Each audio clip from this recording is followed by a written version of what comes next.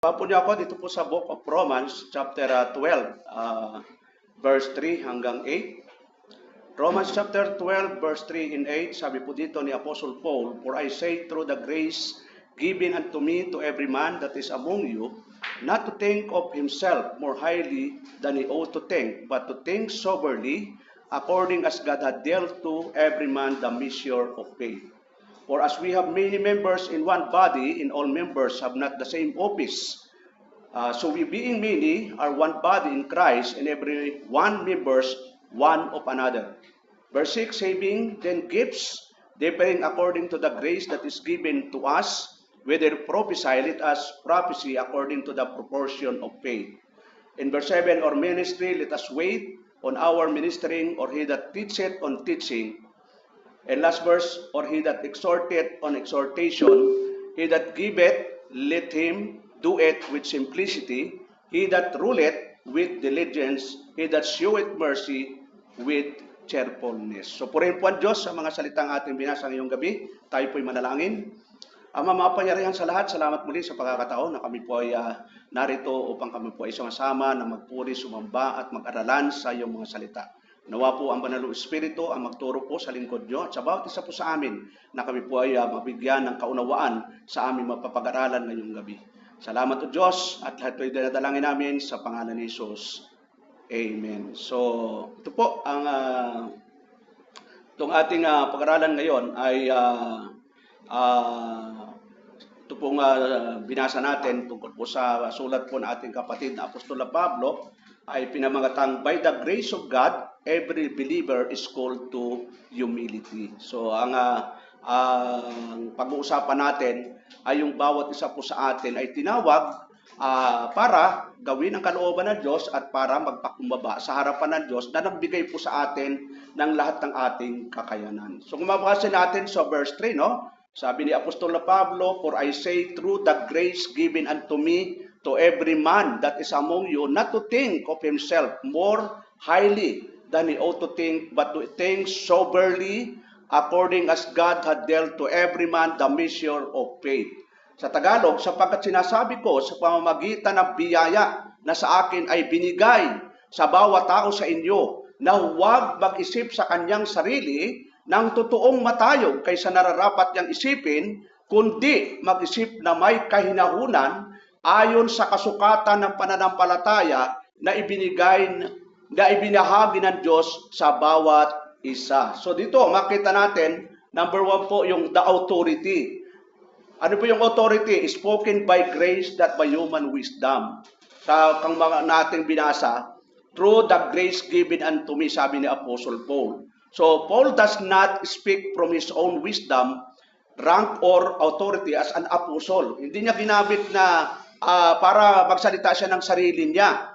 Nagsalita siya sa pamamagitan ng biyaya ng Diyos. Hindi niya ginamit yung kanyang pinag-aralan o autoridad para magsalita sa bawat iglesyang kanyang sinusulatan, kundi yung sabi niya, through the grace given unto me. His authority is derived entirely from God's grace. Hindi po dahil sa sarili niya, hindi sa talino niya, kundi siya po ay nagkaroon ng kakayanan sa biyaya po ng Diyos. Sabi din po niya sa 1 Corinthians chapter 15 verse 10, "But by the grace of God I am what I am. And His grace which was bestowed upon me was not in vain.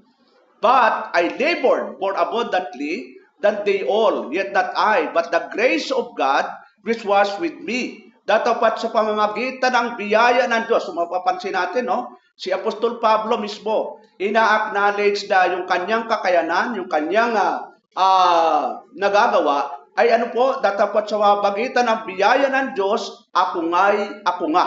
So hindi po siya nagyayabang ng kanyang kakayanan, kundi ipinagmamalaki niya na kaya nagagawa niya ay sa pamamagitan ng biyaya ng Diyos. At sasabi niya, at ang kanyang biyaya na ibinigay sa akin ay hindi nawawala ng kabuluhan.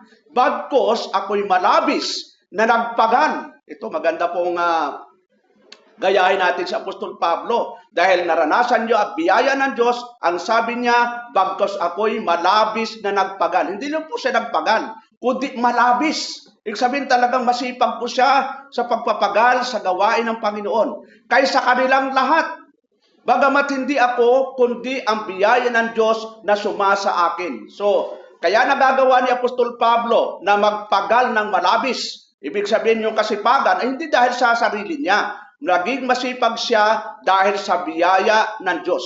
Dahil ina-acknowledge niya yung sovereignty of God na lahat ng dumating sa kanya, ito man material o spiritual, ito ay biyaya po ng Diyos.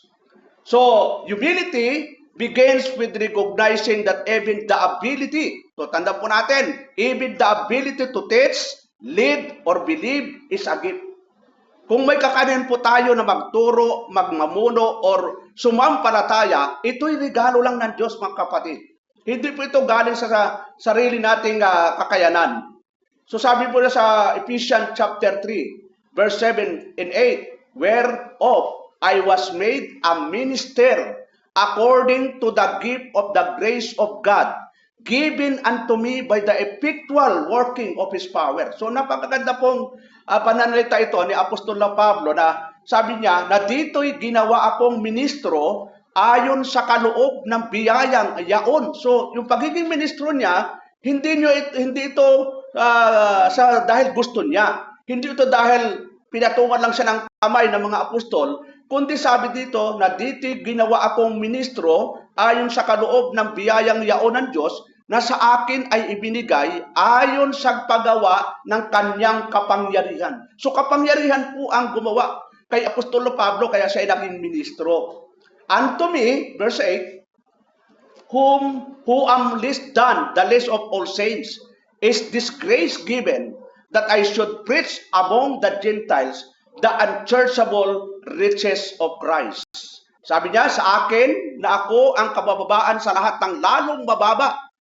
Hindi naman ito tumutukoy sa physical, no? Sa mga banal ay ibinigay ang biyayang ito upang ipangaral sa mga hintil ang mga di malirip na mga kayamanan ni Kristo. Yun, yung tinatawag na unsearchable riches of Christ. Siyempre, alam natin yung unsearchable riches of Christ from eternal, from legal, from vital, and the final of glorification. Itinuro ni Apostol Pablo yun, mga kapatid. Nireveal sa kanya ng Diyos.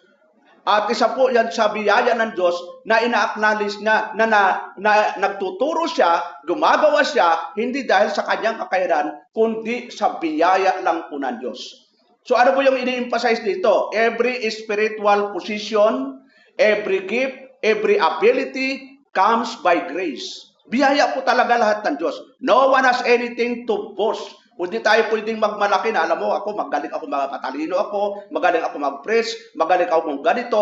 Hindi po mga kapatid eh. Lahat po ay biyaya po ng Diyos sa atin yan at ipinagkatiwala po ng Diyos upang gamitin natin for the glory of God para sa ikalalawak ng ministeryo na ipinagkatiwala sa bawat local churches.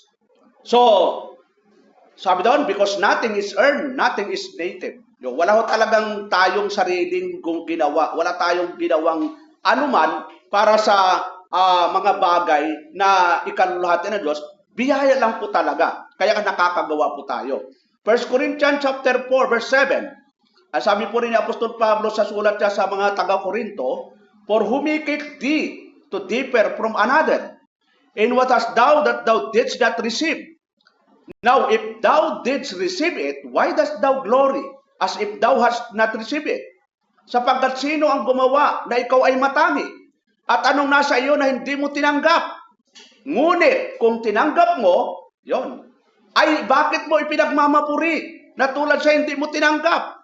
So yung mga tinanggap nating biyaya, mga regalo o mga kakayanan, hindi dapat pala nating ipagmapuri yan, kundi magpasalamat tayo sa Diyos that isa po tayo sa binayayaan ng mga regalong yan na biyaya ng Diyos na hindi po natin nakamtan sa pamagitan ng sarili nating kakayanan. Bigay po ng Diyos. Grace is the ground of all humility. It all gift. No one can be proud. Wala tayong pwedeng ipagmalaki na, alam mo, kaya ako nagkakaganito dahil sa sarili kong kakayanan, dahil sa sarili kong pagsisikap, dahil sa kay pastor, dahil kay brother. Hindi po eh. Lahat po ay biyaya po ng Diyos, mga kapatid. The prohibition, ano yung pinagbabawal? Think not more highly than we ought. Sabi ni Apostol Pablo. Kung babalikan po natin yung binasa natin kanina sa verse 3. For I say through the grace given unto me to every man that is among you, not to think of himself more highly than ought to think. Yun sabi ni Apostol Pablo. So, wag mo tayo mag-isip ng higit sa kanino man. Kasi binigyan tayo ng Diyos ng kanya-kanyang kakayanan para sa katawan niya. Hindi ho pare-parehas ang ating magagawa. Pero kung tayo magkakaisa, maliit man ang kakayanan mo, yung isa'y may malaki, hindi ho pinag-usapan kung malaki-maliit. Ang pinag-usapan, ginagawa mo ito ng buong puso. Dahil biniyayaan po tayo ng kakayanan ng Diyos eh. So, the sin or pride, bisan dumarating po yung pride, more highly than he ought. Yun. Yung iba, sasabihin ako, mas magaling ako kay elder, mas magaling ako kay brother, mas magaling ako kay sister. So wala akong magaling. Magaling po ang Diyos. Kasi nga, biyaya po lahat. From temporal to spiritual, biyaya po ng Diyos. Kaya tayo'y nakakagawa. Ito man po ay practical, ito man po ay spiritual. Mamaya malalaman po natin. Ang sabi doon, not to think of himself more highly than he ought to think. Gala mo yun, no?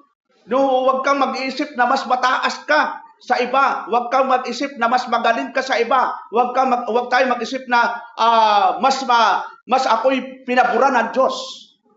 Sabi doon, pride, overestimating self, underestimating God's grace, and comparing ourselves to others. Yun ang ma-pride. Huwag natin kukumpara yung sarili sa iba. Kung ano yung kakayanan ibinigay sa atin ng Diyos, magpasalamat tayo, ipagyamanin natin yon kung ganon ang binigay sa atin.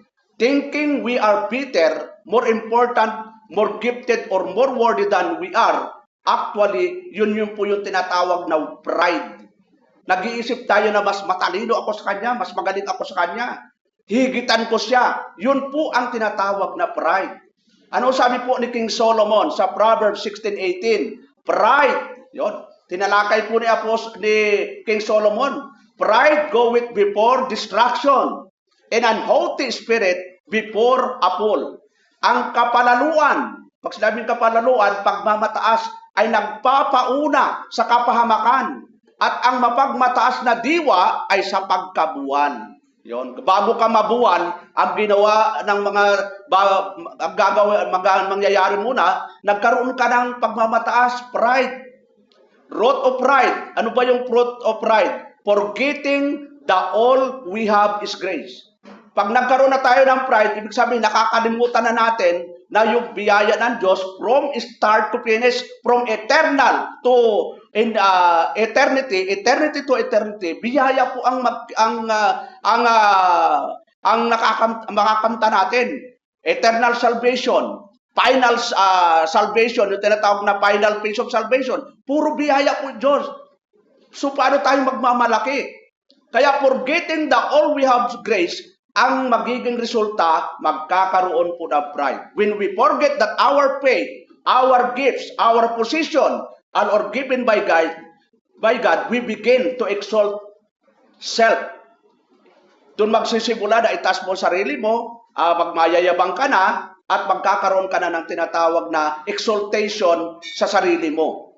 So Isaiah chapter 10, ito yung una na talagang nagkaroon ng pride. Mataas ang posisyon nitong binanggit dito. Siyempre, yung context nito, pero at tinan natin, sabi doon, Isaiah chapter 10, verse 12 to 15. Wherefore it shall come to pass that when the Lord had performed whole upon Mount Zion, in Jerusalem I will punish the fruit of the stout heart of the king of Assyria, and the glory of his high looks. Kahit mangyayari na pagka naisagawa ng Panginoon ang buon niyang gawain sa bundok ng Zion at sa Jerusalem, aking parurusahan ang kagagawa ng mapagmalaking loob na hari sa Assyria at ang kalawalatian ng kanyang mga mapagmataas na tingin. Alam mo, may parusak pa ng mga kapatid, no? Yung ano yung pinagpaparusahan, mapagmalaking loob. At ano pa? Mga mapagmataas na tingin. Yung dalawa, mapagmalaking loob, mapagmataas na tingin. For I say it by the strength of my hand, I have done it, and by my wisdom, for I am prudent, I have removed the bounds of the people, and have robbed their treasures, and I have put down the inhabitants like a valiant man. Sapagkat sinabi, aking ginawa ito sa kalakasan ng aking kamay, at sa aking karunungan, sapagkat ako'y mabait.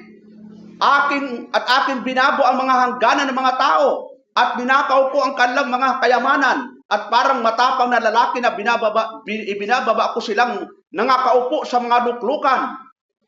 Verse 14, and my hand had found as a nest the riches of the people, and as one gathered eggs that are left, have I gathered all that earth, and there was none that moved the wing, or opened the mouth, or peep. Verse 15, shall the ox boast itself against him that he ought therewith, or shall the sow magnify itself against him that shaketh it, as if the rod should shake itself against them that lift it up, or as if the staff should lift up itself as if it were nohod? So, John 15:5, I am the vine, you are the branches, he that abideth in me, and I in him, the same bringeth forth much fruit, for without me, you can do nothing. So dito ay pinapakita ng mga verses na wala po talaga tayong magagawa paglabas po tayo sa biyaya ng Panginoon. Pag tayo po ay mapagmataas, may kaparusahan, may consequence po mga kapatid.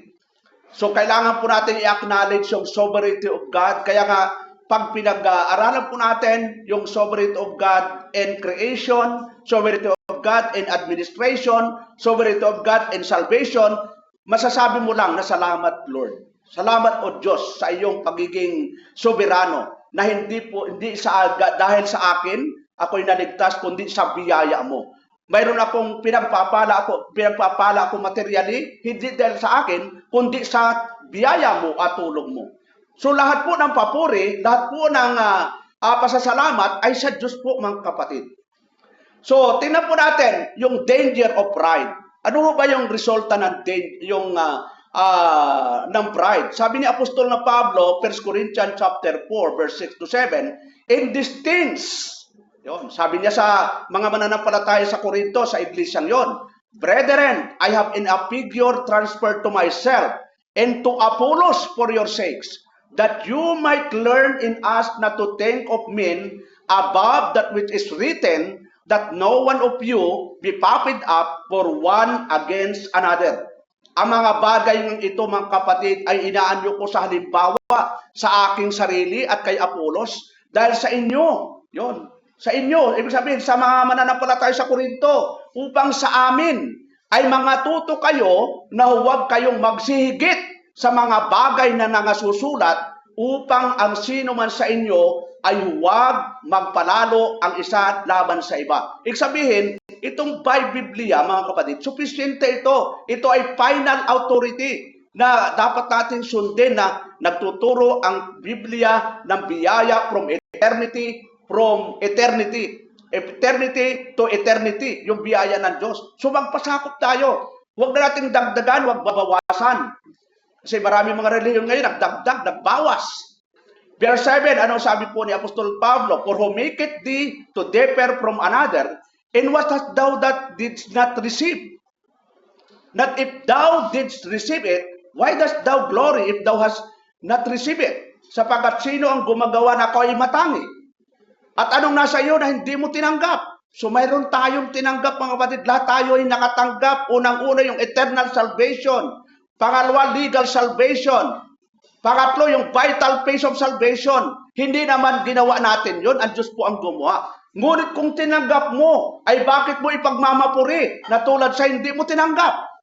Kahit yung ating nagagawa, practically, in service, bigay po ng Diyos yan.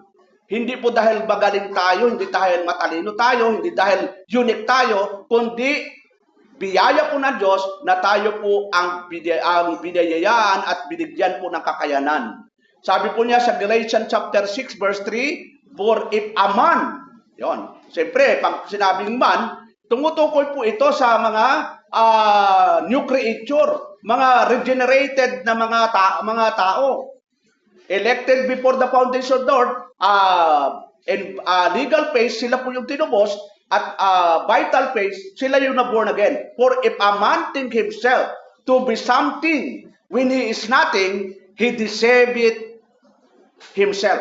Sino daw yung dinadaya? Kung sinasabi, sabagkat kung ang sino man ay nag-aakala na siya'y may kabuluhan, bagamat siya'y walang kabuluhan, ang kanyang sarili ang dinadaya niya. So wala tayong kabuluhan. Nagkaroon ng lang tayo ng kabuluhan dahil sa biyaya ng Diyos. Dahil sa ginawa ng ating Panginoon doon po sa krus ng Kalbaryo. Yung tinatawag na self-deception. Thinking we are something when we are nothing apart from Christ. Yun. Kung nag-iisip ka, kaya ko ito. Kahit wala kayo. Kahit wala ang Diyos, kaya ko. Matalino na ako. Marami mga ganun ngayon, no? Mga religion na naglalakihan, parang nilalampasan na nila yung revealed will o yung written word of God. Mayroon na silang dinadagdag na mga rules, mga prinsipyo na wala na sa Biblia. Ayun sabi ni Apostol Pablo, 2 Corinthians 12:7, unless I should be exalted above measure through the abundance of the revelation. Yun, abundance of the revelation. Hindi po another revelation. Mayroon na po tayong revealed revelation. There was given to me a thorn in the flesh, the messenger of Satan, to buffet me, lest I should be exalted above measure, at nang ako'y huwag magpalalo ng labis dahil sa kadakilaan ng mga pahayag, ay binigyan ako ng isang tinik sa laman ng isang sugo ni Satanas. Ay gala mo, may sugo pala si Satanas, upang ako'y tampalin. O, alam mo, tampalin, nang ako'y huwag magpalalo ng labis. So, si Apostol Pablo, kung tutusin, pwede siyang magmalaki. Dahil siya po, aral po. Kung titinan po yung kanyang background, kung ano ang kanyang profession before siya ay makonvert, aral po siya. Medyo may kaya po siya sa buhay. Pero, hindi siya nagmataas mga kapatid. At hindi niya sinabi, hindi rin siya nagmalaki, na among the apostle, gala mo sa 12 apostle, wala doon na magiging kahambing ni Apostol Pablo sa kanyang nagawa. Pero hindi siya sinabing, mas marami ako nagawa sa inyo. Hindi po mga kapatid Kasi ina-acknowledge niya na lahat ng kanyang nagagawa, biyaya lang po talaga ng Panginoon. James chapter 4 verse 6, but he giveth more grace, wherefore he saith, God resisteth the proud, but giveth grace unto the humble. Ngunit siya'y nagbibigay ng lalong biyaya. Alam mo yun mga kapatid, no? Lalong biyaya, nagbibigay ng lalong biyaya. Ibig sabihin yung tinatawag na more grace. Kaya't sinasabi ng kasulatan, ang Diyos ay sumasalangsang sa mga panalo. Datapat nagbibigay, so inulit-ulit na Apostol Pablo, ng biyaya sa mga mapagpakumbaba. Kaya magkaroon lang talaga tayo mga kapatid ng total humility, yung talagang heart to heart sa Diyos, na ikaw mismo sa puso mo, alam mo na nagpapasubmit ka sa Diyos. Hindi lang pakitang tao. Kasi marami mga Kristiyano ngayon, parang pakitang tao lang ang pagiging mananampalataya. Tandaan po natin, ang nakakakita po sa atin ng puso natin ay ang Diyos. Hindi po makakaligtas yung laman ng puso natin. Pwedeng pagtakpan niya ng ating mga outside na ginagawa, outside appearance. Pero yung puso natin, ano po yung sabi ng Hebrew chapter 4? Sabi ng Hebrew chapter 4 verse 13, ang nakakaalam ng lahat ng ating ginagawa, neither is there any creature that is not manifest. Tingnan natin, highlight natin. In His sight, but all things are naked and open unto the eyes of Him with whom we have to do. So, walang bagay na nalilingid sa Diyos mga kapatid. Sapagkat tandaan po natin, ang Diyos po'y nakatingin sa puso natin. Kahit maglingkod tayo, kahit nakikita ng tao na parang napaka-religious natin, napaka-Diyos natin. Pero ang Diyos po ang talagang nakakita ng totoong laman ng puso natin. So, ano po, sabi dito sa pride is the fundamental sin. It began with Satan. Tingnan po natin sa Isaiah chapter 14. Yon, tanda po natin yung pagre-rebelde o pride ay unang ginawa ni Satanas. Sabi doon sa Isaiah chapter 14 verse 1, verse 12 hanggang 14, "For the Lord will have mercy on Jacob, and I will choose Israel and send them in their own land and the strangers, and will be joined with them, and they shall cleave to the house of Jacob." Sa verse 12, "Thou art fallen from heaven, O Lucifer, son of the morning. How art thou cut down to the ground with this weaken the nation?" Ano't nahulog ka mula sa langit? Sinong nahulog po? Si Lucifer. O tala sa umaga, anak ng umaga. Paanong ikaw ay lumagpak sa lupa? Saan lumagpak si Lucifer? Sa lupa. Yun, hindi siya lumagpak sa dagat, sa lupa o nakalagay eh. Ikaw na siyang nagpahina sa mga bansa. Verse 13, "For thou hast said in thy heart," ito na po, nagkaroon ng matinding pride si Lucifer eh. "I will ascend into heaven. I will exalt my throne above the stars of God. I will sit also upon the mount of the congregation in the sight of the north." Gala mo yun mga kapatid. Matinding pagmamataas nitong si Lucifer, at sinabi mo sa iyong sarili. So, sarili lang niya. Siya na nagpuri sa sarili, siya nang nagmayabang sa sarili niya. "Ako'y sasampa sa langit. Aking itataas ang aking luklukan sa itaas ng mga bituin ng Diyos. At ako'y uupo sa bundok ng kapisanan, sa mga kaduluduluhang bahagi ng hilagaan." Ito, sa verse 14, "I will ascend above the heights of the clouds. I will be like the Most High." Gala mo yan mga kapatid. Gano'ng katinding kalapastanganan itong ginawa ni Lucifer. Bakit to? "Ako'y sasampa sa itaas ng mga kaitaasan ng alapaap. Ako'y magiging gaya ng kataas-taasan." So dito, napakatindi po yung pride ni Lucifer.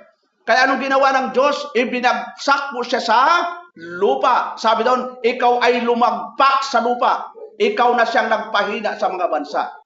Sa Genesis 3:5, anong sabi doon? Ito, inalok din niya si Eva. Yon. Anong pagkaalok niya kay Eva? "For God that know, in the days you eat thereof, then your eyes shall be opened, and you shall be as gods, knowing good and evil." Yon. Kasi yun ang kanyang pangarap din eh, na maging kagaya ng Diyos. Sinabi din niya kay Eva, alam mo, pag kumain ka niyan, mabubuksan ang iyong mata at magiging kagaya ka ng Diyos. Abay, matindi, no? So, pride remains the greatest enemy of grace. Yun. Yung pride. Grace and pride cannot coexist. Hindi yung pwede talaga magsama. Yung biyaya at saka yung pride. Grace say, God gave it. Pride say, I earned it. Yung biyaya, nagbibigay, binigay. Yung pride, inaako. Yun. Wala ho tayong dapat akuin. Lahat po ay biyaya po ng Diyos, mga kapatid. From start to finish, biyaya po ng Diyos. The command. Ano yung command? Doon sa ating teksto. Yun, balik po tayo sa ating teksto. Sabi doon, but all things are sa Romans 12:3. So sabi doon, not to think of himself more highly to be ought to think, but to think soberly. Yun. To think soberly, mga kapatid, no? The command. Command po yun eh. Think soberly according to God's gift. Think soberly, right judgment of self. Soberly, sound judgment, clear-minded, humble, accurate estimate or oneself. Hindi nagmamataas. Sabi sa 2 Corinthians 4:7, but we have this treasure in earthen vessel, that excellency of the power may be of God and not of us. Ngunit taglay namin ang kayamanang ito sa mga sisidlang lupa upang ang dakilang kalakhan ng kapangyarihan ay maging mula sa Diyos at huwag mula sa aming sarili. Yun. Wala po ito tayong aakuin na kaluwalhatian. Kaya nga sabi ni Apostle Paul, di ba? 1 Corinthians 10:31. Ano po yung sabi ng ating kapatid na Apostol na Pablo, 10:31. Ang sabi po dito, whether therefore you eat or drink or whatsoever you do all to the glory of God. Ganun din po sa Colossians chapter 3 verse 23. Ano po yung sabi ni Apostol na Pablo? Sabi po niya, and whatsoever you do it heartily as to the Lord and not unto men. So inaalis dito yung yabang. Inaalis din nito na gumagawa tayo para mapuri ng tao. Hindi po. Para magbigay po ng glory sa Panginoon. So, ano pa kapatid? Sobriety, humility, confidence in God's grace. Hindi po para itaas ang sarili, kundi palaging itaas natin ang Panginoon. Philippians 2:3, let nothing be done through strife or vainglory, but in lowliness of mind, let esteem other better than themselves. Na huwag ninyong gawin ang anuman sa pamamagitan ng pagkakampi-kampi. Ayon. O sa pamamagitan ng pagpapalalo, kundi sa kababaan ng pag-iisip na ipalagay ng bawat isa ang iba na lalong mabuti kaysa kanyang sarili. Yon, huwag nating gagawin yung mga kapatid. Yun po ay kataasan na yon. Ang sabi ni Apostol Pablo, huwag niyong gawin. Yon, ukuman talaga eh. Ang anumang sa pamagitan ng pagkakampi-kampi. Sa iglesia po, walang kampi-kampi. Yon, hindi ho dapat nagkakaroon ng kampi-kampi. Minsan, yan po yung danger po. Dito po sa Cavite, nangyari, kampi-kampi, pinagtulungan. Dati, napagtulungan po ako dito eh. Nag-preach lang ako about giving, pinatamaan daw siya. Ang ginawa, nagbahay-bahay yung kapatid. Yon, nagkampi-kampihan na. Bubuti yung iba ay hindi nadala. Pero, hindi ho maganda talaga. Kasi ang Bible, may tinuturo na tamang proseso. Ano po yung proseso ng Biblia natin? Tinan po natin, Matthew chapter 18. Walang kampi-kampi dito mga kapatid. Dito po talaga ay dadaan po natin sa tamang proseso.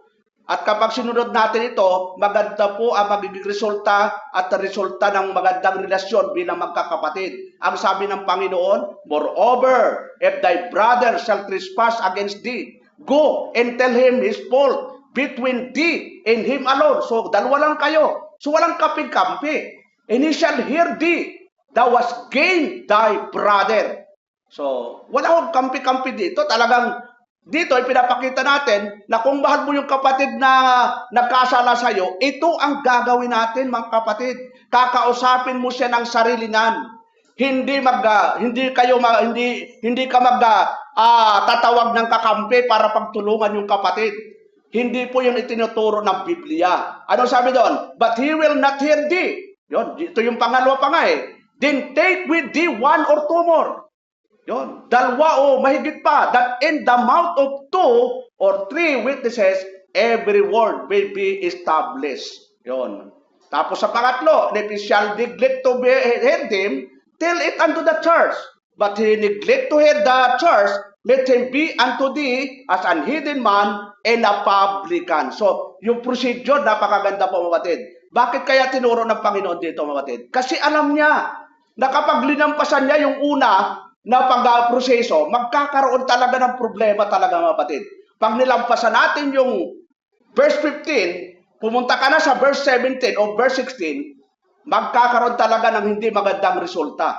Kaya palaging tinuturo ng Panginoon, dito muna kayo magsimula, verse 15. Kung hindi talaga masolusyonan, punta kayo sa pangalawa. Pag hindi pa masolusyon sa pangalawa, doon pa kayo pumunta sa pangatlo. Yun ang sinasabing ng Panginoon na huwag magkakampi-kampi dahil hindi po magkakaroon ng magandang resulta. 1 Peter chapter 5, verse 5 and 6. Anong sabi ni Apostol Peter mga kapatid? Likewise, you younger, submit yourself unto the elder. Yeah, all of you, be subject one to another, and be clothed with humility. For God resisteth the proud, and giveth grace to the humble. Yon. Saan ibinibigay yung biyaya? Sa mga mapagkukumbaba. Ito man po ay material. Kasi yung spiritual, tapos na pong ibinigay na Diyos yan eh. Yung tinatawag na spiritual blessing, kung titingnan natin yung spiritual blessing, tapos na po yun, past tense na po yun eh. Tingnan natin yung Ephesians chapter 1, verse 3. Ano po yung sabi ni Apostol Pablo, Blessed be the God and Father of our Lord Jesus Christ, who had blessed us with all spiritual blessings and heavenly places in Christ. So past tense. Diyos po ang gumawa niyan. From eternity, God the Father chose us. Legally, Jesus Christ redeemed us. Vitally, the Holy Spirit regenerate us. In the final phase, Diyos pa rin ang gagawa. Wala tayong bahagi doon. So, kaya kailangan mayroon talaga tayong total humility sa harapan ng Panginoon. Huwag po tayong magmamalaki, huwag tayong magyayabang, at kailangan kilalan natin yung pagiging sovereign ng Diyos. Verse 6, humble yourself therefore under the mighty hand of God, that He may exalt you in due time. Sa kanyang kapanahunan, ang sabi ng Panginoon, at kaya't kayo'y magpakababa sa ilalim ng makapangyarihang kamay ng Diyos. Saan tayo magpapakababa? Sa makapangyarihang kamay ng Diyos. Kasi kaya niyang gawin lahat ng bagay na kanyang gustong ibigin. Kahit ayaw natin, minsan may nangyayari na ayaw natin, pero yun pala ginawa na ng Diyos upang kayo'y kanyang itaas sa kapangnahunan, sabi ni Apostol na Pedro. Luke chapter 14, verse 11, for whosoever exalted himself shall be abased, and he that humble himself shall be exalted. Sapagkat ang bawat nagmamataas, ito po yung nagyayabang, ay mabababa, at ang nagpapakababa ay matataas. So yun lang, sinasabi lang ng Panginoon kung ano talaga yung proseso o ano yung magiging resulta kapag ang tao ay nagpapakumbaba at yung taong nagmamataas. Tandaan po natin, ang recipient nitong sulat ni Apostol Pablo dito ay mga Kristiyano, mga mananampalataya, na may mga Kristiyano pala na mapagmataas, mapapride. Paano natin masasabing pride? Ito na nga yung totoo, ito na nga yung sabi ng Panginoon, lalabanan pa natin yon. Di ba pride po yun mga kapatid? Sinabi na nga ng Bible, magbasa kayo ng salita ng Diyos araw at gabi. Ang tanong, nakakapagbasa ba tayo ng salita ng Diyos araw at gabi? Mabuti pa ang cellphone, mabuti pa yung mga message, pagkagising, cellphone agad. Yon, messenger agad, Facebook, WhatsApp, ano pa mga technology, nauuna pang buksan yun, pero sabi ng Panginoon dito sa awit, Psalms chapter 1 verse 2, tingnan natin, sabi ng ating Panginoon, but His delight in the law of the Lord and in His law, that He meditate day and night, kundi ang kanyang kasayahan ay nasa kautusan ng Panginoon, at sa kautusan niya, nagbubulay-bulay siya araw at gabi. O, anong pinagbubulay-bulay natin mga kapatid? Hindi ba, pag hindi mo sinunod ito, kataasan na yun, pride na po yun, dinalabanan natin ang kalooban ng Diyos. Ang tanong, nagpipray pa rin pa tayo? Ang sabi ng Bible, pray without ceasing. So, akala lang natin, yung pride ay parang simple lang, pero marami natin ginagawa, nagkakaroon na pala tayo ng pride. Pag hindi natin sinunod yung kagustuhan ng Diyos, ma-pride na po tayo doon mga kapatid. Ano yung mga dalaga ngayon, mga binata, nag-asawa ng unbeliever. Sinabi na nga ng Diyos na huwag kayo makipabatok sa hindi kapanampalataya. Pero marami mga Kristiyano ngayon ang nag-aasawa ng unbeliever. Pero ano talaga ang command? Be you not unequally yoked together with unbelievers. For what fellowship? Gala mo yun, sinasabi na ni Apostol Pablo kung ano magiging resulta kung nag-asawa ka ng unbeliever. For what fellowship had righteousness with unrighteousness, and what communion had light with darkness? Huwag kayong makipamatok, talang-talang command po ito. Huwag kayong makipamatok ng kabilan sa mga gala mo yun, di nagsisampalataya, sapagkat anong pakikisama mayroon ang katuwiran at kalikuan? O anong pakikisama mayroon ang kaliwanagan sa kadiliman? Verse 15, in what accord had Christ with Belial? Or what part had he that believeth with unfidel? Sa anong pakikipagkasundo mayroon si Kristo kay Belial? O anong bahagi mayroon ang sumasampalataya, hindi sumasampalataya? Verse 16, in what agreement had the temple of God with idols? For you are the temple of the living God. Ito, napakatindi ito. And God had said, I will dwell in them and walk in them, and I will be their God, and they shall be my people. Tapos 17, wherefore? Yon, come out. Ganun mo yun mga kapatid. From among them and be you separate, said the Lord. Siseparate po tayo. Kanino po tayo magsiseparate? Sa mga unbeliever. Saith the Lord, and touch not that unclean thing, and I will receive you. Sabi ng Panginoon, and I will be father unto you, and you shall be my sons and daughters, saith the Lord. Tapos lalabanan mo yung verse na ito. Di ba? Pride po yun mga kapatid. Lalabanan mo yung kagustuhan ng Diyos, alang-alang sa kagustuhan mo. May kagustuhan ng Diyos, lalabanan mo yung kagustuhan ng Diyos sa kagustuhan mo. Di kalaban ka na ng Diyos mga kapatid, di ba? Pag hindi mo sinunod ang kagustuhan ng Diyos, ihanda na po natin ang sarili sa mga consequences. Dahil talagang consequences po ang mangyayari dyan po. So according sa dito po, Philippians chapter 2 verse 3, let nothing be done through being glory. Ayun, nabasa na po natin. According as God dealt to every man the measure of faith. The standard is God's gift, not our merit. Yung standard na binigay ng Diyos, bigay po niya, may standard po yun na binibigay po sa bawat isa. Kung may binigyan siya ng ganitong gift na higit sa'yo, bigay po ng Diyos sa kanya yon. Hindi tayo na magkakaroon dapat ng jealousy na bakit ganito si brother, ganito si sister. Ba't ako ganito lang? Ba't ganito lang binigay na kakayanan sa akin ni Lord? Ba't ako'y tagawalis lang? Bakit si brother pwedeng magwalis, pwedeng magmap, pwedeng ganito? Ang dami niyang gift. Huwag po tayo magkaroon ng jealousy mga kapatid. Dahil ang Diyos po ang nagbibigay dyan. Kung gustong bigyan ng Diyos, siyang may kakayanan, siya po ang may karapatang magbigay kung sino ang bibigyan ng maraming kakayanan. The measure of faith, every believer has a specific portion. Lahat ng mga mananampalataya may specific portion na kanyang magagawa sa ministeryo. Ephesians 4:7, but unto every one of us given grace according to the measure. So may measure. Hindi mo na kailangang sukatin. Diyos na po ang nagsukat niyan.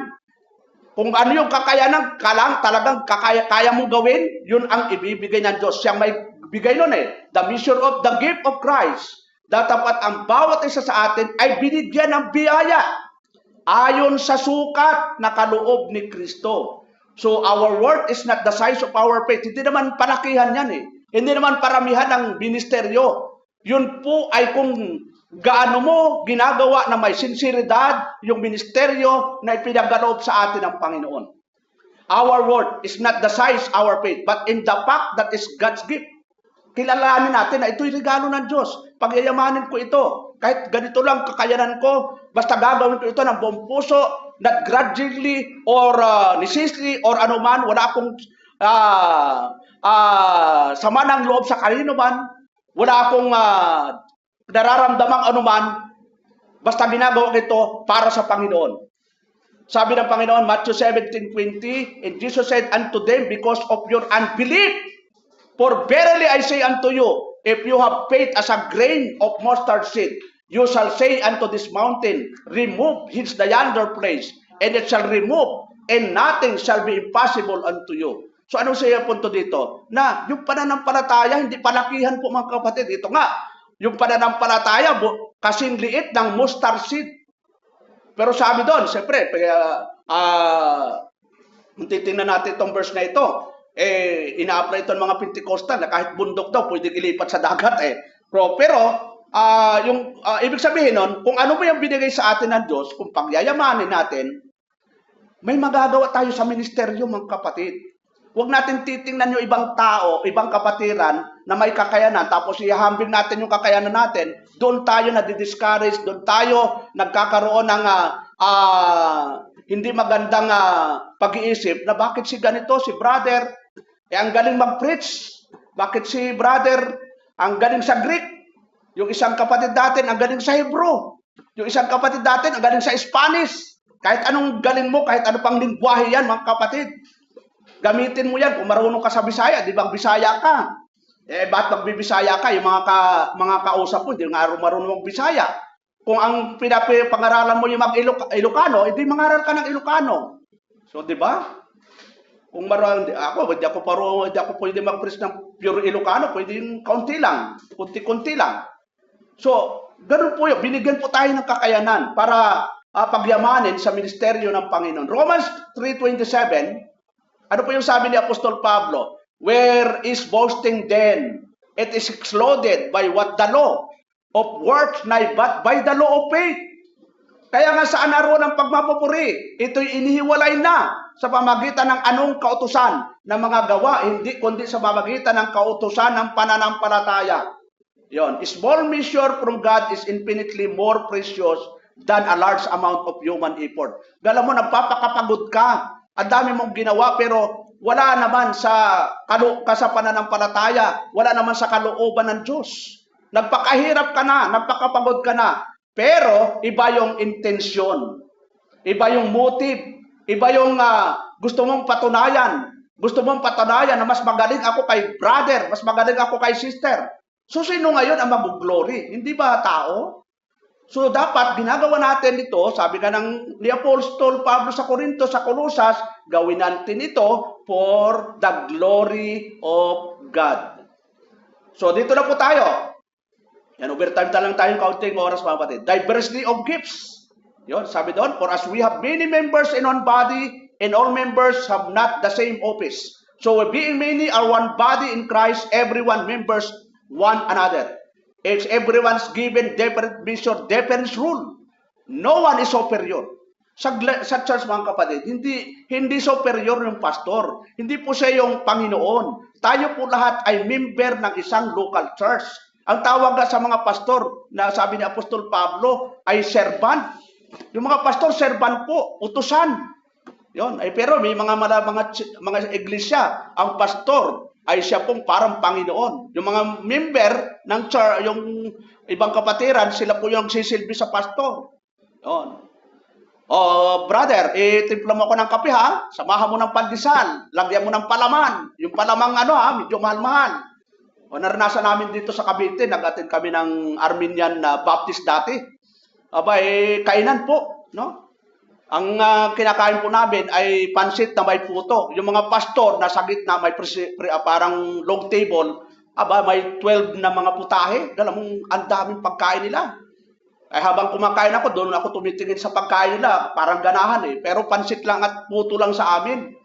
So ganun po pinsan, ano? Pero hindi po eh. Ang totoong church, totoong iglesia, pastor ka man at hindi ka man pastor, dapat ang kinakain pari-parihas. Wala hong mas mataas pong posisyon sa atin. Nagkataon lang na iba-iba lang yung gampanin natin sa church, pero wala pong hierarchy sa bawat local church. Mayroong pinagkatiwalaan lang po ang Diyos. Humility, sabi doon, accept God's assigned rule.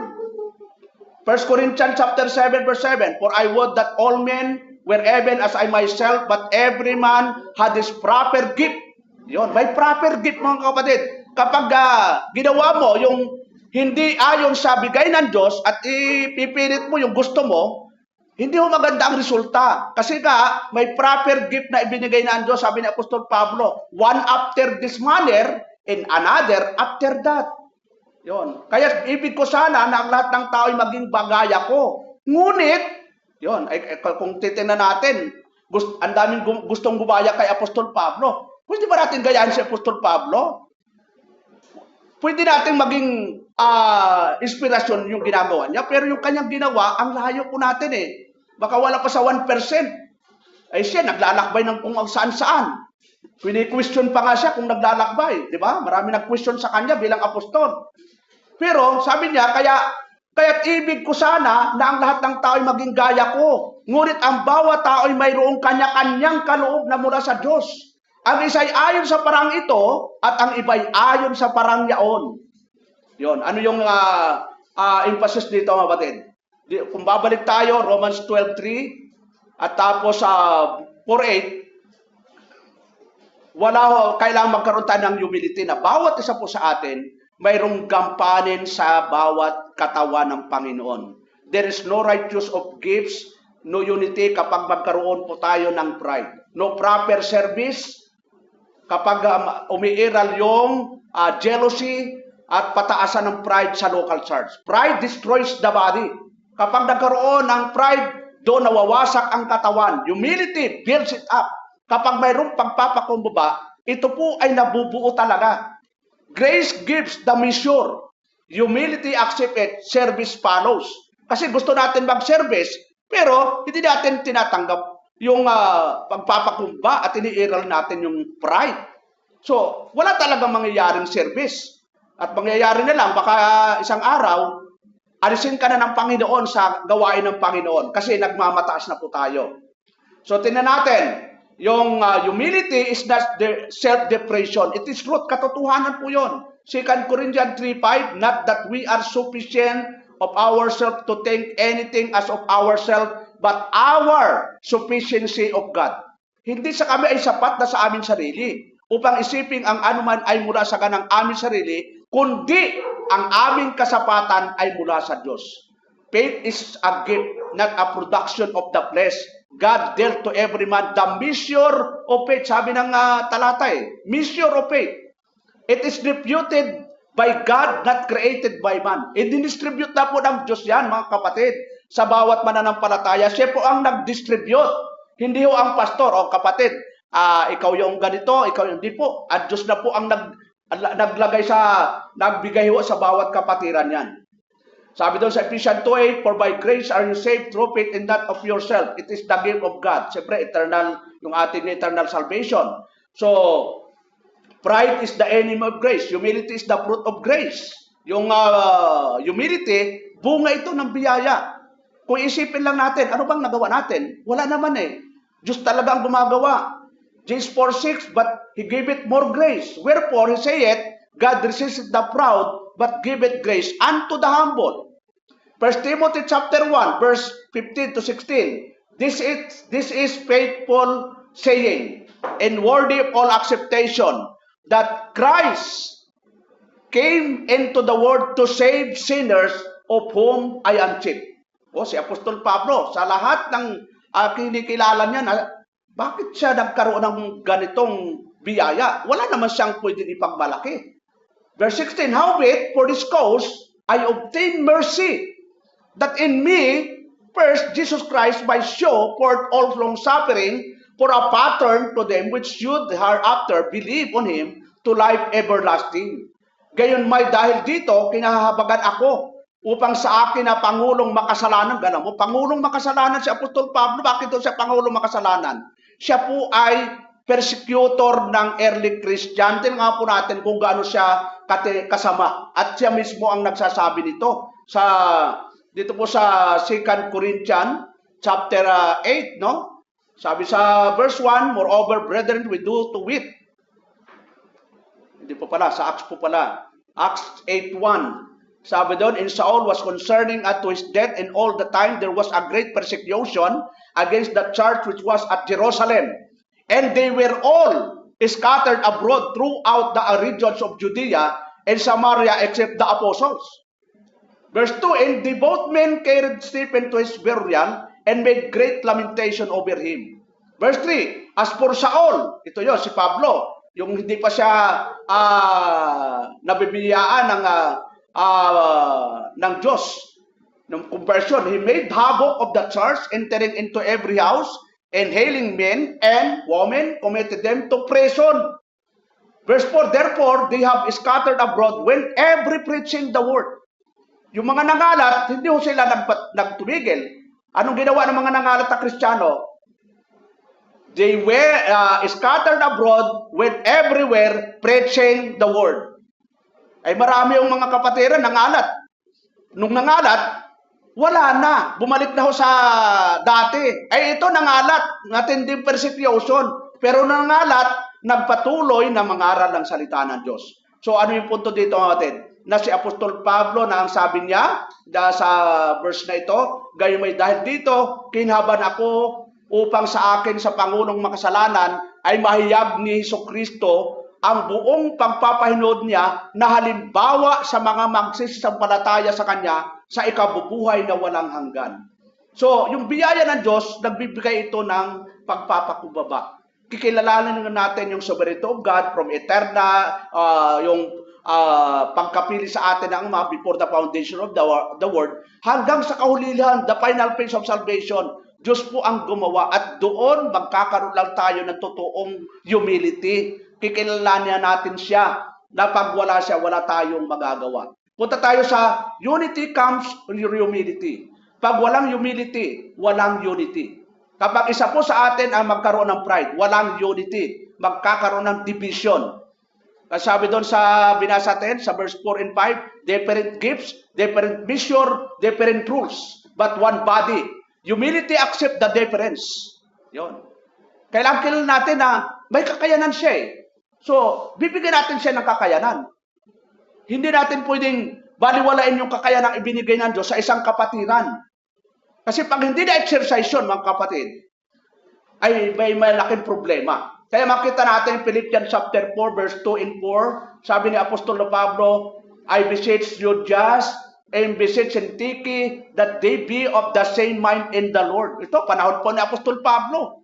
Mayroong mga kapatiran na nagsasamaan ng loob. Pero sabi ni Apostol Pablo, ipinamamani ko kayo, just, ipinamamani ko kay Syntyche, na magagkaisa ng pag-iisip sa Panginoon.